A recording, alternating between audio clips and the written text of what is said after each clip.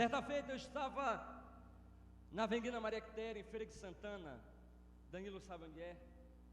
E na época, Marco, eu tinha comprado uns folhetinhos de entregar, de evangelizar. E eu com esse folheto, Luan, eu colocava no bolso e todo lugar que eu ia eu dava. Ia no shopping, dava para alguém. Estava caminhando no meio da rua, dava para alguém. Estava indo pregar, voltava indo, dava para alguém. E certo dia eu levantei umas 9 horas da manhã e fui na casa de um amigo, Israel Nilo, para passar o dia com ele, almoçar, conversar, dar umas risadas. E quando eu estava dobrando a rua da minha casa, eu encontrei um rapaz assim, consertando uma encanação. Lá na Bahia eu não sei como é que chama aqui, mas lá é embasa, quem conserta com água. Como é que se chama aqui? Sabesp, lá em Embasa. E o camarada trabalhava na Embasa e estava consertando uma encanação, trocando aquele ponteiro, algo desse tipo. E eu estava passando, aí parei, disse: bom dia, amigo. Aí ele olhou para mim e disse: bom dia. Falei: o senhor aceitaria esse folheto aqui? Aí ele olhou para mim e disse: isso aí fala de quê? Eu disse: ora, fala da vida eterna. Eu já tinha lido para saber o que falava. Eu disse: fala da vida eterna. Aí ele disse assim: mas aqui na terra, né?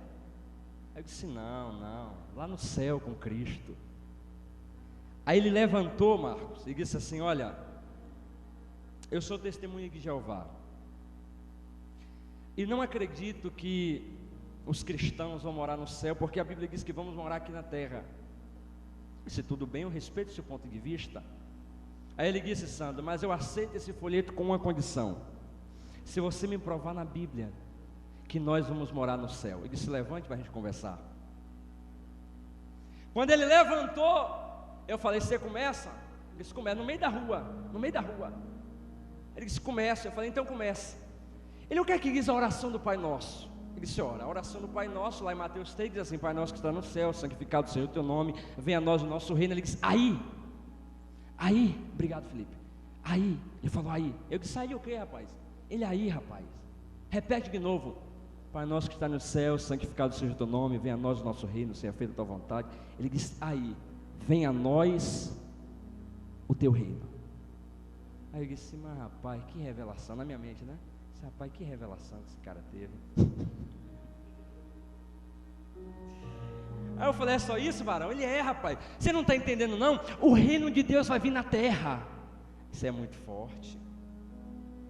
Eu falei: eu posso falar agora? Ele disse: pode. Eu falei: o que é que diz lá em João 14?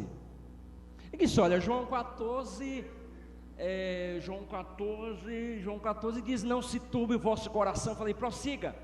Não se turbe o vosso coração, crede em Deus, crede também em mim. Na casa de meu pai há muitas moradas.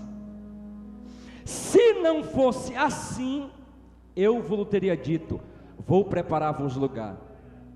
Mas se eu for, Jesus dizendo, e vos preparar lugar, virei outra vez e vos levarei para mim mesmo, para que onde eu estiver, estejais vós também. Aí ele disse assim: rapaz, você sabe o que é que esse texto quer dizer? Eu disse: não, me explique.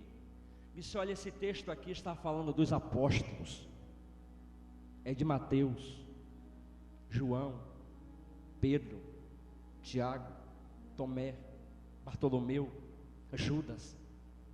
Eu falei: então quer dizer que esses 12 aí vai morar no céu e eu não? Se não é para os apóstolos que andou com Jesus, esta morada é para eles. Eu falei: eu não aceito, porque eu prego o mesmo Jesus, eu prego o mesmo evangelho, eu passo as mesmas aflições e não vou morar no céu? Eu vou.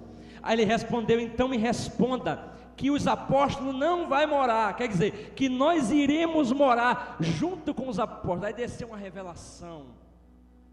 1 Tessalonicenses 4,17, Paulo diz assim: e depois, nós, o que estivermos vivos, seremos arrebatados juntamente com Ele nas nuvens, e assim estaremos para sempre com o Senhor na glória. Ou se você tem essa esperança de morar com Jesus na glória, de morar com Cristo nas mansões celestiais, levante a sua mão lá em cima, por favor, mande 2 brados de glória a Deus, de aleluia, exalte, glorifique, enalteça, nós iremos morar com Jesus na glória.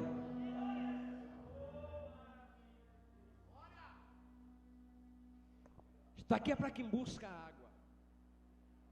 Isso aqui é para quem bebe água. Estava viajando com o meu pastor uma certa feita. Ele foi pregar lá em Salvador junto com o cantor Kleber Lucas. E eu falei para Bruno que sempre que eu estou com algum profeta assim grande, eu gosto de perguntar. E eu sentei do lado dele e fui da viagem toda, de Feira a Salvador, perguntando. E perguntava. E, pastor Josué, o que é isso? O que é isso? O que é aquilo? O que é aquilo? O que é aquilo? O que é aquilo? Eu falei, pastor Josué, como é que um pregador cresce? Como é que eu me torno um bom pregador? E a resposta dele, Marco, foi assim: Wellington, você não é médico, então não precisa conhecer de medicina. Você não é filósofo, então não precisa conhecer de filosofias. Você não é psicólogo, então não precisa conhecer de psicologia. Mas você é crente, precisa conhecer Bíblia.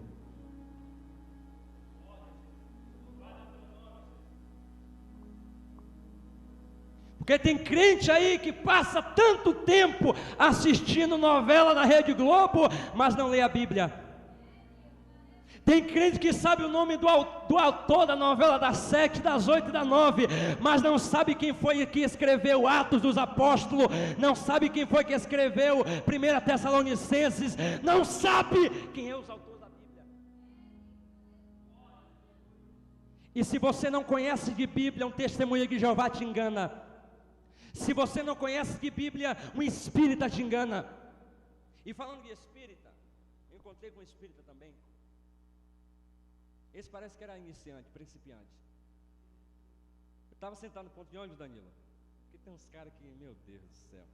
Estava sentado no ponto de ônibus, que eu não tenho um carro ainda. Mas um dia eu compro, né, Luan? Em nome de Jesus, né, pastor? Aí eu estava sentado no ponto de ônibus, lá esperando o ônibus, para ir na casa das minhas irmãs, lá em Feira. E aí sentou um camarada do meu lado. Aí eu fiquei quietinho, eu não sou muito de conversar, eu fico na minha sentada. Ele começou a puxar assunto. Boa tarde. Eu disse, boa tarde. Aí disse, você mora aqui em Feira? Eu disse, moro, nasci em Cachoeira, cidade aqui pertinho, mas moro em Feira. Aí ele, você tem alguma religião? Eu disse, tenho, eu sou evangélico. Ele, rapaz, você sabia que tem um texto lá no Novo Testamento em João, que fala a respeito da reencarnação? Eu disse, rapaz, não sei, não tinha prestado atenção. Aí ele leu o texto para mim, está lá em João, ele leu o texto, Danilo. E o texto está dizendo assim, falando sobre Jesus: este é o Elias que havia de vir.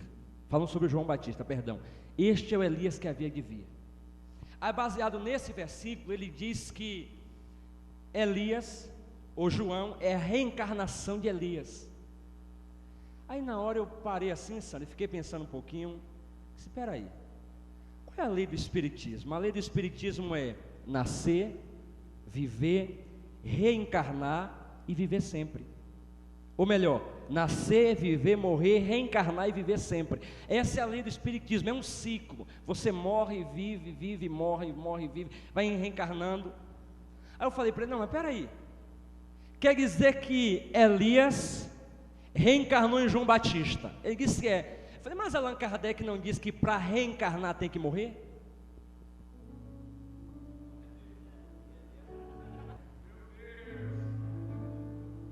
Para reencarnar não tem que morrer? Tem. E eu disse para ele, está errado. Elias não morreu. Elias foi elevado num redemoinho.